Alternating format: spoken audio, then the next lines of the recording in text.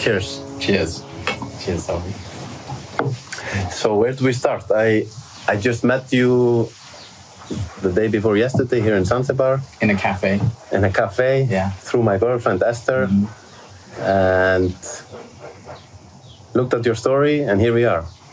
So should we start with just your story is very interesting. And I feel like a lot of people nowadays relate to having some kind of a crash or something that puts them in a very dark place, and then slowly but surely you start to see there was a reason for this happening, and it put me on this new path, and now my life is completely changed because of that.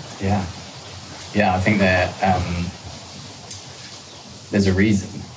It's something that keeps coming up for me. Even as you were saying, we met in the cafe and through Esther, and it all just kind of happened, and I just trust that these things are happening for a reason.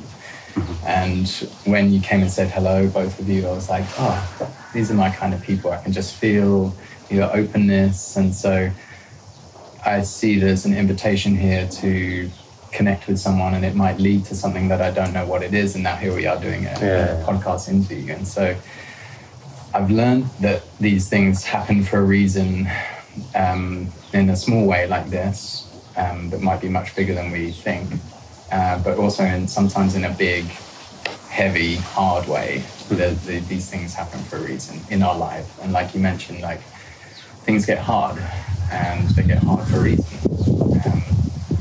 And we all experience that. That's what we came here for. And it's those high pressure, challenging opportunities where we can emerge from them having transformed, or actually let go of parts of ourselves that we actually aren't. So we discover who we actually are through the challenging things. And for me, that's the best reason to keep going. Even knowing that there's going to be more and more challenges. And each time we have these challenging moments in our lives, we actually learn how to navigate them. And a storm comes through and the roots grow deeper, and you trust a little bit more. What would you say about, in my view, we live in a society, especially in the Western world, where we are the first thought, maybe especially for men, if something like that happens, you feel depressed, anxious, have a burnout, is the first thing that comes up is resistance. You should become how you used to be, instead of flowing with the process. And even with how you should take medications, you should do this, instead of saying, no, maybe this is happening because I'm supposed to transform into a new person, I'm supposed to do something else than what I have been doing. What's your view on that? Yeah, I think it's normal for us to think that we have to get back to a time when we were happy. Exactly. So like, we can remember when life was so good and I didn't have to worry about anything, and I liked my job and I loved my wife and I got along well with my children and all of these things, and everything was fine. Why did it all have to change? And then when it does change, inevitably, and because we are part of an ever-expanding universe that also is breathing, it's like contracting and expanding and contracting the whole time, and so are we. And we're moving through these massive cycles of death and rebirth, just like the seasons, just like the moon, just like the solar system, like everything, which nobody fucking tells you about at school, right? True. They're like, everything's linear. We go from here to here. And it's like, no, it's like this, it's cycles. So it's natural in a linear mindset to say, okay, I remember there was a time when I was happy. Now I'm sad and I'm depressed, I'm anxious and everything's falling apart. I have to somehow get back to how I was. But actually the invitation is to move forwards and become someone new. And nobody teaches you that at school.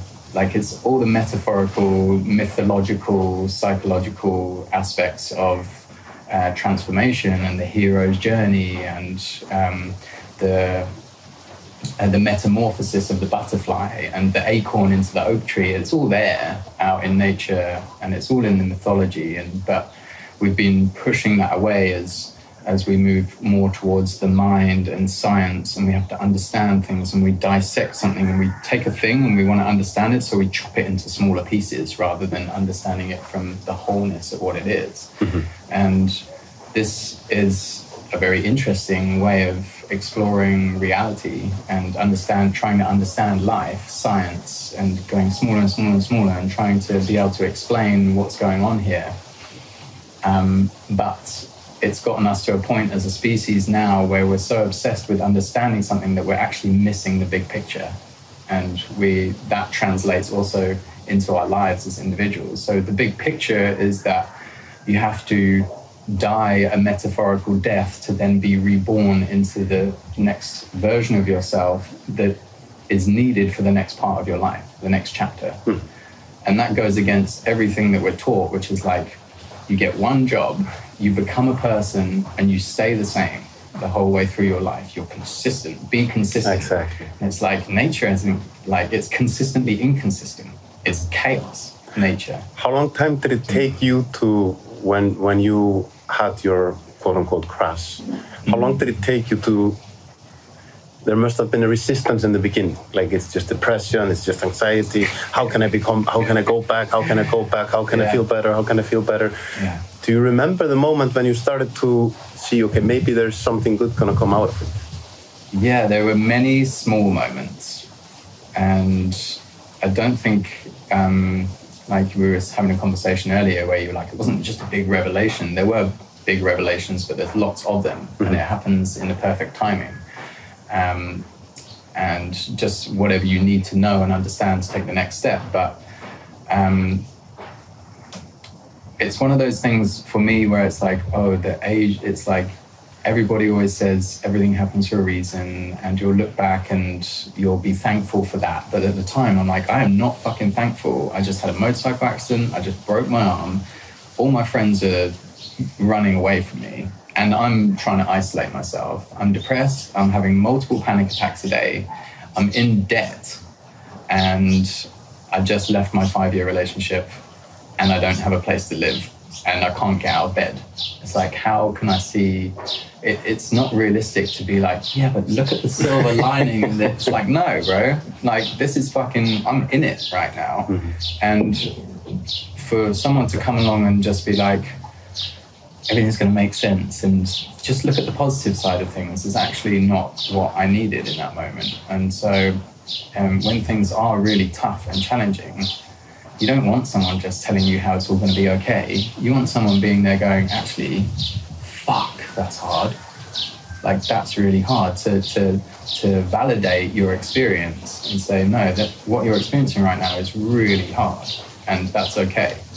And to feel how hard it is, so that you can really allow it to like strip you and break you open, so that you can actually, like, for me, the whole process was like incredibly heartbreaking to realize that, like, all the work that I'd put in through becoming a famous YouTuber and an influencer and making so much money and working with these cool brands, and this whole persona that I'd created was being torn apart and crumbling around me. And that was heartbreaking for me.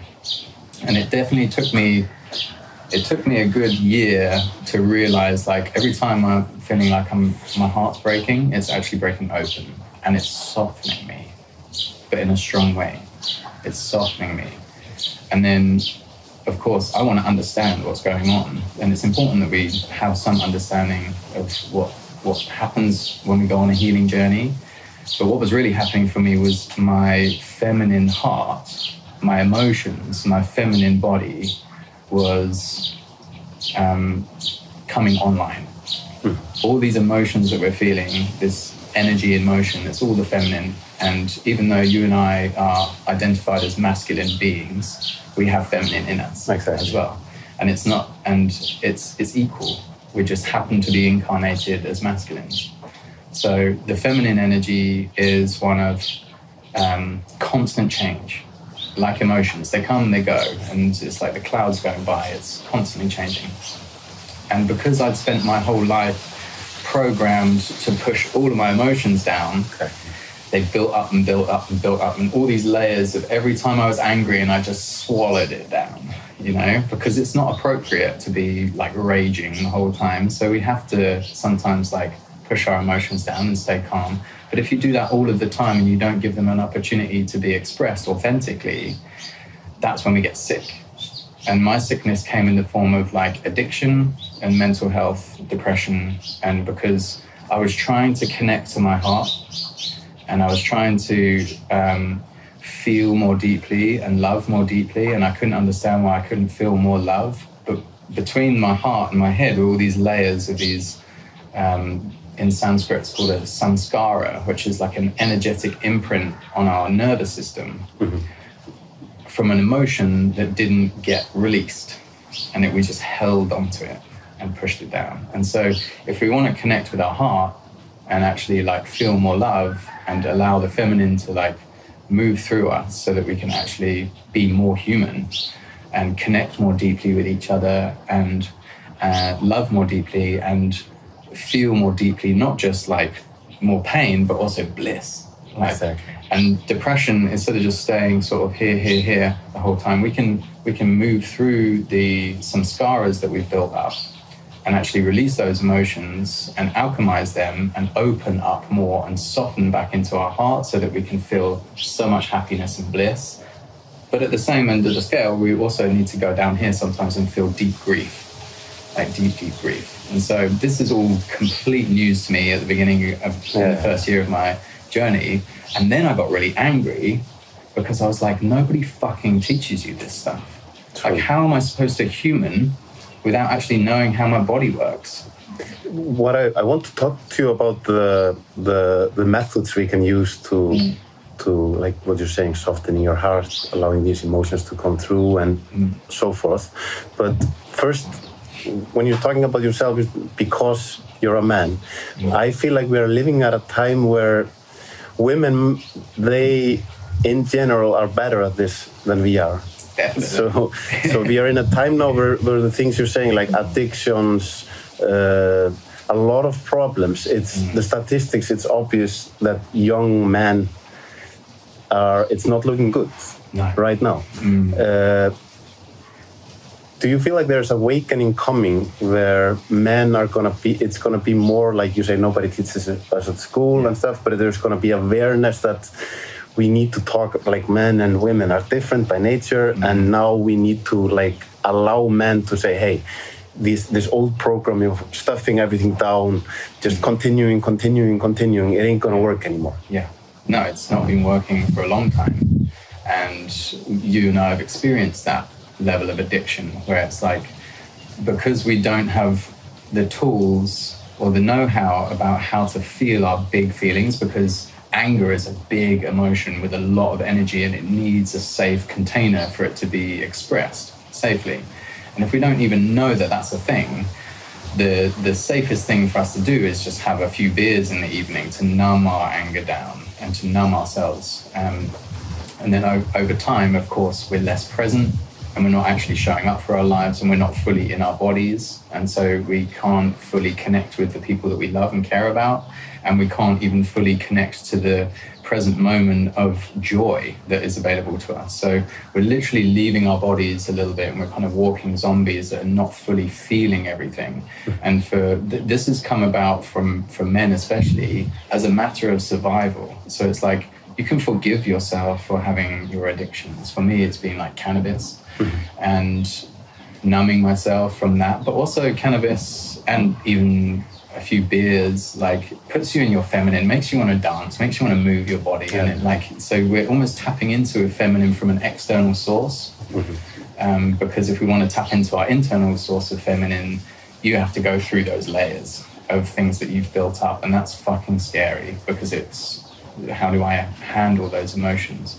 That's what I was going to ask you about. Like this, you said you have to go through grief. Sometimes you have to go deep. Yeah. Like I know, even if a lot of them don't talk about it openly, a lot of men are in the space where like, I would want to go on this journey. Yeah. But what about the time where I just feel like I'm grieving, I'm depressed. Like, how can I be around people? How can I allow myself to share myself with people when I'm in that space? There's shame around it and all that stuff. Oh, it's messy. It is messy. It's so messy. And this is also where I was feeling a lot of shame for being messy. It's like, if you can give yourself permission to just be a messy human, we're also human beings. Like, things are fucked. Like we fuck up all the time, and that's kind of how we learn. It just doesn't have to be painful, and we don't have to punish ourselves for the fuck ups. We can learn through love, we can learn through joy, and we don't have to shame ourselves and say, oh, I'm such a bad person because I made these mistakes, or I hurt these people and myself. And so there's like, shame is the lowest vibrational state. And if you stay in that state of shame basically says, I am bad. I am a bad person. At the core of myself, I'm bad. And at least one level up from that is guilt. It's like, okay, I acknowledge that I did a bad thing, but I'm not actually a bad person. So shame is the worst. And shame will destroy you physically and emotionally over time. It will create disease in the body because it's so far from the truth of who you actually are. I believe that I know that we are each, at the core of our being, actually unconditional love. Mm-hmm. So if you believe that you're unconditional pain and fear and badness and toxic, the reason it feels so bad is because your body is telling you that ain't it. That's exactly. Not it. So it's when I work with coaching men and even women, but mostly men, it's like, oh, I want to connect to my intuition. I want to connect to my heart. And it's like, okay, so let's drop you down into the body. Let's stop thinking about everything. Like, you ask a man, how are you? And they go, You're like, no, don't think about it. Like, how do you feel right now? What's happening in your body? And we haven't been taught emotional intelligence. So that's something that is right at the beginning of the journey, is like to understand that there are different energies moving through our bodies as emotions, and they all have information for us. And we can tune in by dropping into our body, and we drop into our body by using the breath. Just dropping into your awareness. Like, you haven't been thinking about your big toe, but if I tell you to bring your awareness to your big toe, you can feel it. Exactly. So you're bringing energy of awareness to different parts of your body. So if I say, like, bring your awareness to your chest, bring your awareness just into your body, what's happening? Usually it's like anxiety that's happening. I feel anxious and shaking, and I'm like, my heart rate's up and my throat's closing. And it's like, okay, beautiful. Now you're bringing your awareness into the authentic expression of what your body is trying to tell you right now. But because it feels so uncomfortable, we just go, okay, let's go out the body again. So it's about like having the courage and the bravery to like be in your body, and to work with things like anxiety. And anxiety it's like there's an emotion underneath, and anxiety is the lid that's trying to hold the emotion. So if you go into the anxiety rather than trying to get rid of it, you actually realize the anxiety is your intuition blessing you with a very loud sign that you need to look at this. But what about, because you say nobody taught us this, which is so true. Yeah. How can you start this if nobody ever taught me? I'm like I'm at an infant level of doing this. Yeah. I mean, it must take practice. It's a really great question. It is obviously practice. Yeah, and there are some books out there, and there's lots of podcasts about these things. And honestly, if you can afford it, a coach. Like, if you can afford to have a coach to help guide you through this thing, then you don't have to like hit the landmines. You can have someone go, oh, around here. And they're a coach won't help you avoid pain or suffering, because that's for you. That's a gift for you. That's part of your journey of heart opening and expansion. But just to be a witness to you in your journey and give you a few little codes here and there to say, okay, this is what you're feeling right now, and to be able to bring language to it. That's what emotional intelligence is. That's one of the first things you want to be able to cultivate, is if someone says, really, how are you? And you go... Þessi þáttur áskriftað þáttur. Inni á sölvitryggva.is fá áskrifundur aðgengi að öllum útgefnum þáttum, aukaefni og nýjum þætti í hverri viku.